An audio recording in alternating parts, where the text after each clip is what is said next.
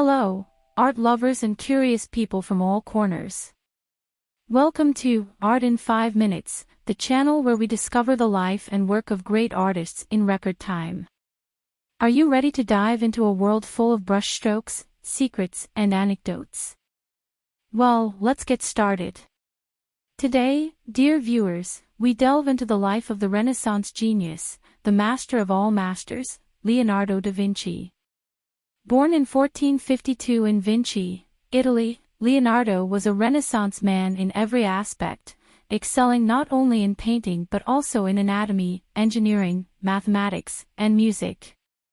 Leonardo was an apprentice of the painter and sculptor Andrea del Verrocchio, where he acquired a solid technical and artistic foundation. Did you know that Leonardo was ambidextrous and could even write backwards with both hands? His writings in mirror writing are an enigma that still fascinates experts and curious people alike. As for his personal life, it is known that Leonardo never married or had children, and that he lived much of his life surrounded by disciples and collaborators. Now, let's dive into the most relevant periods and works of Leonardo's life. First period in Florence, 1476 to 1481. During his apprenticeship with Verrocchio, Leonardo worked on works such as The Baptism of Christ, where his skill in the sfumato technique, which consists of blurring the edges and shadows to achieve a more realistic effect, can already be appreciated. Second period in Milan, 1482 to 1499. Leonardo was hired by Ludovico Sforza, Duke of Milan, as a painter and engineer. During this period, he created some of his most famous works such as The Last Supper, a fresco that depicts Jesus' last meal with his disciples before his crucifixion. Also, during this period, Leonardo worked on the famous equestrian portrait monument to Francesco Sforza, which was never completed. Return to Florence, 1500 to 1508. In this stage, Leonardo painted his most famous work, the Mona Lisa, which is also one of the most enigmatic paintings in history. Did you know that the painting was stolen in 1911 and recovered 2 years later? Currently, it is located in the Louvre Museum in Paris and is considered the most valuable portrait in the world. Last period in Rome and France, 1513 to 1519.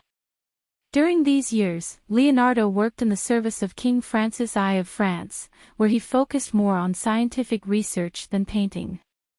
Even so, he made some notable works, such as Saint John the Baptist, which stands out for its enigmatic smile and innovative use of light and shadow, or Salvator Mundi, which was auctioned in 2017 for $450.3 million, becoming the most expensive painting ever sold. Throughout his life, Leonardo created numerous works of art, engineering projects, scientific and anatomical studies that still leave us amazed. Some of his most surprising inventions include the design of a helicopter, a parachute, a tank, and a flying machine, although most of them were never built in his time.